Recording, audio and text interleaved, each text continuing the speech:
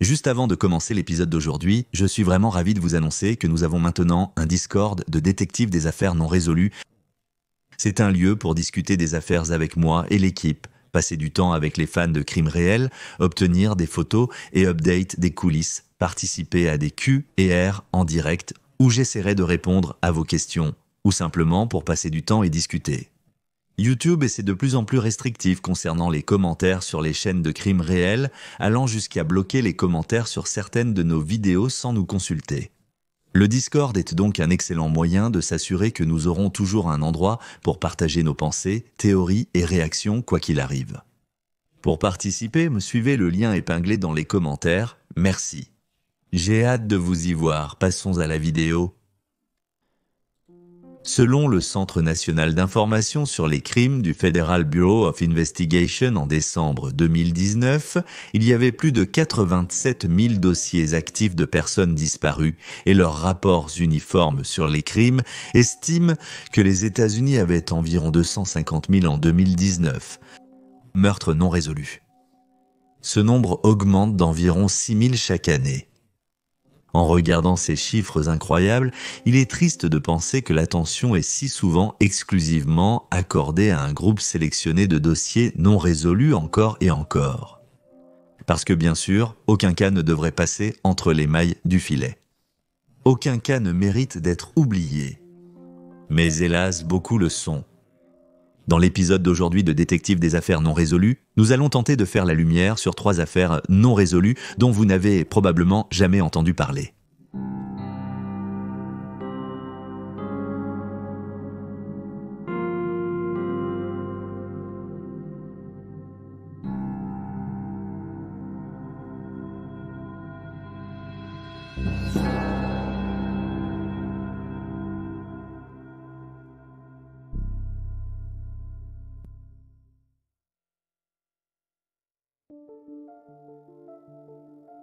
L'histoire de Lila Portress, âgée de 28 ans, commence le 27 juin 1977 lorsqu'elle a été vue pour la dernière fois à son domicile sur l'avenue Cynthia à Tiverton, Rhode Island. Employée d'une compagnie d'assurance à Fall River, Massachusetts, elle ne s'est pas présentée à son travail pendant plusieurs jours et sa voiture est restée dans son allée pendant un temps inhabituellement long. 2 jours plus tard, le 29 juin, un voisin suspicieux a demandé à son mari de vérifier la situation de la jeune femme. Sa porte d'entrée était verrouillée, mais fait notable, sa lumière de porche était allumée en plein jour.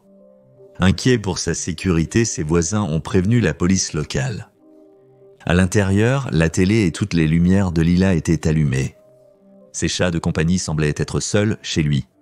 La police a trouvé son sac à main, sa carte d'identité, ses lunettes et ses lentilles hors de contact, ce qui les a amenés à soupçonner qu'elle avait été victime d'un acte criminel. Il n'y avait aucun signe de lutte, ils ont donc travaillé sur la théorie qu'elle était partie avec quelqu'un qu'elle connaissait dans l'intention de rentrer chez elle. La seule chose qui manquait à la maison était un jeu de clés de rechange. Quelques semaines plus tard, le 13 juillet 1977, des ouvriers ont trouvé le corps de la jeune femme de 28 ans dans une zone boisée près du boulevard William S. Canning à Fall River, Massachusetts. Elle a été spécifiquement localisée dans un sous-bois épais à environ 40 pieds de la route. La route entre sa maison et les bois ne faisait qu'environ 3 miles de long. Lila avait été tuée par balle avec une arme de petit calibre comme celle qui est souvent utilisée dans les assassinats ou les meurtres de style exécution. Les autorités ont déterminé qu'elle avait été tuée ailleurs puis abandonnée dans les bois. Lila a été retrouvée entièrement vêtue, mais il n'a pas été possible de déterminer si elle avait été agressée sexuellement en raison de l'état de décomposition. Le double des clés qui manquaient à la maison a été retrouvé sur elle. Lorsque l'affaire a été rendue publique, un voisin s'est manifesté pour déclarer qu'il avait entendu des cris provenant de sa maison vers 3 heures du matin. Dans la nuit du 27e, les enquêteurs ont également découvert que la dernière personne à l'avoir vue vivante était son petit ami, qui a affirmé qu'il avait quitté la maison vers minuit, cette nuit-là.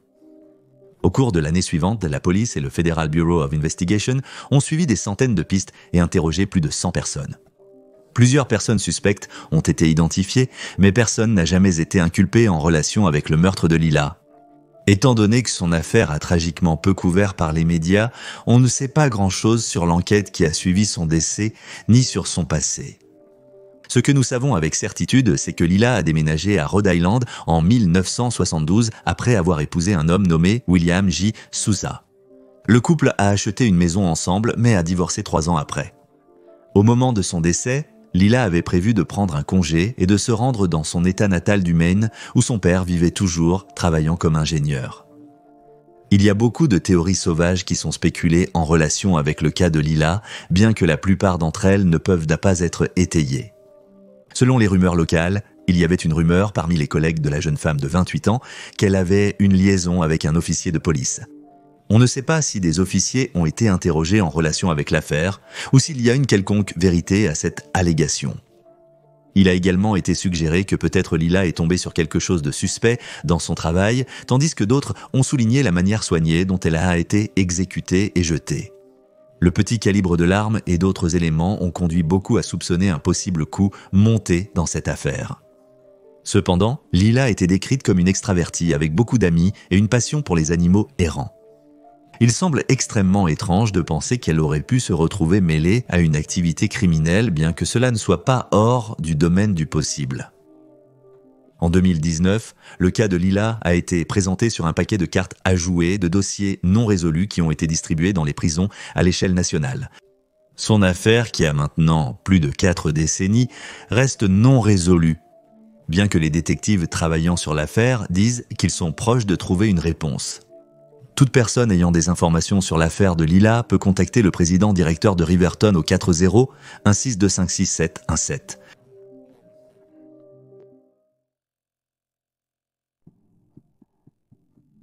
Michelle Norris. Le 26 mai 1988, Michelle Norris, âgée de 7 ans, est allée à l'aire de jeu de l'école élémentaire Captain J. Harold Hunt à Central Falls, Rhode Island. Elle était en première année là-bas et voulait aller jouer avec ses frères. Sa mère, Julia, est restée pour se reposer à cause d'une infection rénale dont elle souffrait à l'époque. Suite à la séparation de leurs parents, les enfants séjournant chez leur mère à la maison de leur grand-mère. L'une des fenêtres de la maison donnait directement sur l'aire de jeu. Avant de partir, Michelle a demandé à sa mère si elle voulait du Tylenol, mais Julia lui a dit qu'elle allait bien. La petite fille de 7 ans a dit à sa mère qu'elle l'aimait, a dit au revoir et est partie. C'était la dernière fois que Julia voyait sa fille. Au terrain de jeu, les frères de Michelle n'ont rien remarqué de suspect. Selon Julia, sa fille ne partirait pas avec un étranger sans se battre. Elle croit que celui qui a pris Michelle devait être quelqu'un qu'elle connaissait bien. Elle a été vue pour la dernière fois entre 6 et 7 heures du soir ce soir-là. Naturellement, une équipe de recherche s'est immédiatement formée. Mais ce ne serait que quelques jours plus tard que des chercheurs bénévoles ont trouvé la petite fille de 7 ans décédée et dévêtue à moins d'un demi-kilomètre de l'endroit où elle avait été vue pour la dernière fois sur le flanc de la colline derrière la salle de danse de la rue Brooke. Son t-shirt rose et son short violet étaient dépliés avec soin à côté de son corps. La zone avait été fouillée la veille par son père, William. L'examinateur médical Kristen Sweeney a effectué l'autopsie et a découvert que la fin de Michelle était violente. Elle avait été battue et agressée sexuellement avant d'être forcée dans le sol et étouffée. Son corps présentait de nombreuses coupures et ecchymoses qu'elle avait subies en essayant de repousser son agresseur. Cependant, les tests médico-légaux ont révélé que la terre que Michelle avait inhalée ne correspondait pas à celle du site de décharge, suggérant qu'elle avait été tuée ailleurs. Cette ville attaque contre une petite fille a envoyé des ondes de choc à travers la ville. Les parents ont serré leurs enfants plus fort et sont devenus méfiants à l'idée de les laisser sortir de leur vue. Bien que plusieurs personnes aient été interrogées lors de l'enquête initiale sur la disparition de Michelle, les pistes se sont rapidement tarées. Plusieurs années plus tard, le chef de la police de Central Falls de l'époque a dit à un journaliste du Providence Journal qu'il croyait qu'un résident local était responsable de l'enlèvement et du meurtre. Cependant, ce suspect non nommé n'a jamais été placé en garde à vue en raison d'un manque de preuves. Il a déconcerté les enquêteurs et les détectives en ligne que Michelle n'ait pas crié ou fui, renforçant l'idée qu'elle devait connaître la personne qui l'a emmenée. Cependant, cela semble toujours inhabituel. Il n'y avait aucun témoin du crime ou de ses conséquences. L'enlèvement s'est-il produit près du terrain de jeu? Comment les ravisseurs ont-ils pu s'enfuir avec Michelle? Il y a tellement de questions et si peu de réponses. Il y a un suspecto connu du public dans cette affaire. Il est peut-être celui qui intéresse les enquêteurs. Selon l'émission d'investigation Discovery Breaking Homicide, le beau-père de la meilleure amie de Michel a été accusé d'agression sexuelle sur sa belle-fille. Il vivait apparemment à quelques pâtés de maison des terrains de jeu. Cependant, il n'a jamais été accusé de l'enlèvement de Michel. Comme le cas de Lila ces dernières années, le meurtre de Michel a été présenté sur des cartes à jouer distribuées aux prisonniers. Les enquêteurs espèrent que cela apportera le tournant dont ils ont besoin dans l'affaire. Sa mère, Julia, vit maintenant dans le Massachusetts et a 7 petits-enfants. Après le décès de Michel, l'agence d'amis et de services pour enfants de Rhode Island a créé la récompense commémorative Michel Norris pour se souvenir d'elle. Elle est décernée chaque année à une personne ou une organisation qui apporte un soutien et une aide extraordinaire pour améliorer l'avenir des enfants les plus vulnérables de l'État. Hélas, l'affaire de Michel est restée sans suite ces dernières années. Si vous avez des informations, vous pouvez contacter la police de l'État de Rhode Island au 40-1444-1046.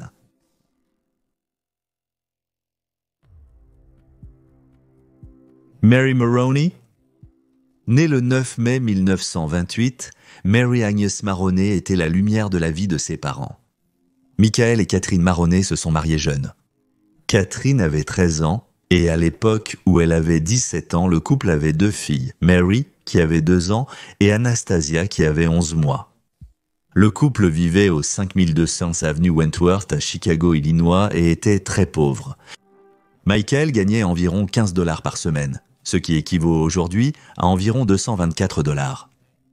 Un parent de Catherine a écrit au service d'aide aux familles nécessiteuses, une rubrique de journal dans laquelle les gens pouvaient demander une aide financière et un paragraphe documentant leur détresse a été imprimé. Le service n'imprimait normalement pas les adresses, mais à cause d'une erreur, l'adresse du couple a été apprise par une femme qui a décidé d'utiliser cette opportunité à son avantage. Le 14 mai 1930, une femme non identifiée est venue à la porte de la maison familiale. Il y a 2 variations couramment rapportées sur ce que la femme a exactement dit à Catherine. La première est qu'elle était une assistante sociale qui avait été envoyée pour examiner leur cas, tandis que l'autre était qu'elle avait été envoyée au nom d'une assistante sociale nommée Madame Henderson. Elle a été décrite comme une jeune femme bien habillée d'environ 22 ans avec des dents saillantes et une voix cultivée. Elle prétendait que son nom était Julia Otis et elle a fourni au couple quelques produits d'épicerie de base gratuitement. Après avoir écouté les problèmes du couple, Julia a demandé si elle pouvait emmener Mary avec elle en Californie temporairement. Elle a expliqué qu'à son retour, Mary serait méconnaissable et, je cite, « grosse comme une boule de beurre ». Cependant, Catherine a refusé l'offre. Julia a laissé 12 $ au couple et a promis de revenir. Comme prévu, le jour suivant, Julia est revenue. Cette fois, elle avait des vêtements de bébé car Catherine était enceinte de 7 mois du 3e enfant du couple.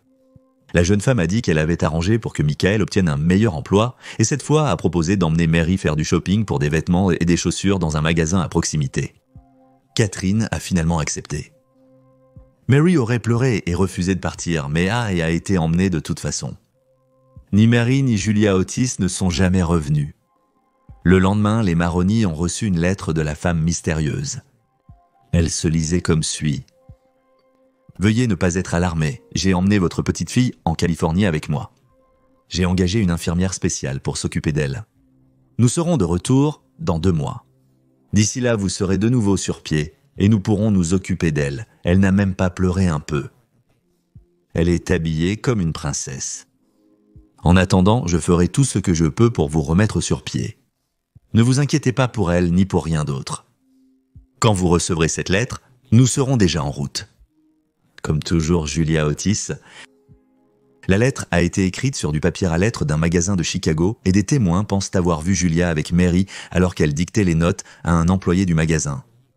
Elle aurait également payé les vêtements de Mary avec un billet de 50 $, ce qui représentait beaucoup d'argent à cette époque.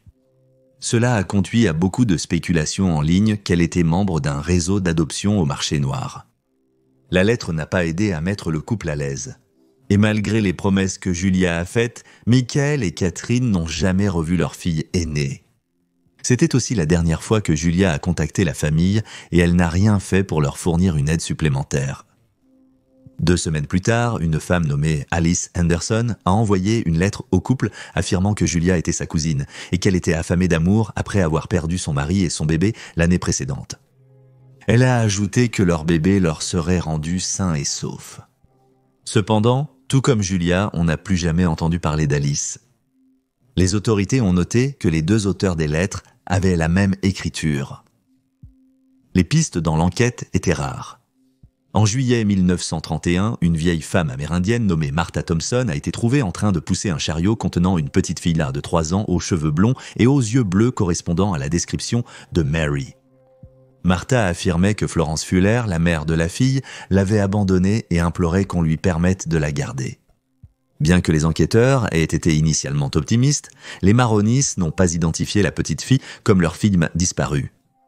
Puis, en 1952, une femme au foyer de 24 ans, originaire de Californie, s'est manifestée, croyant qu'elle pourrait être l'enfant Maroni disparu, car son mari avait remarqué des similitudes entre les deux.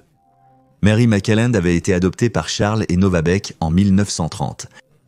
Elle avait des dents, des mensurations corporelles et crâniennes, un groupe sanguin et des empreintes similaires à celles des Maronis, mais elle n'avait pas de cicatrice d'une opération que Mary avait subie quand elle était plus jeune. La réunion entre Mary et sa possible famille a été très médiatisée. Catherine et Michael l'ont acceptée comme la leur, mais les tests effectués après le décès de Mary en 2005 ont prouvé qu'elle n'était pas Mary Maroney. Michael et Catherine Maroney ont eu 6 autres enfants après la disparition de Mary, une sœur et 5 frères, mais rien ne pouvait combler le vide laissé par leur premier enfant. Cela fait 90 ans que Mary Maroney a disparu et son lieu de résidence reste toujours inconnu. Bien qu'il semble peu probable que nous verrons un jour une résolution à cette affaire, nous devons garder espoir qu'un jour un petit élément de preuve sera trouvé qui éclairera le mystère de Mary Maroney. Et voilà les faits. Partagez vos réflexions et hypothèses dans les commentaires ci-dessous. Et n'oubliez pas d'aimer cette vidéo et de vous abonner pour soutenir la chaîne. Si vous avez encore faim de contenu sur les crimes réels, vous pouvez consulter le podcast Cold Case Detective en suivant le lien ci-dessous. Merci d'avoir regardé, restez alerte, restez en sécurité et je vous verrai la prochaine fois.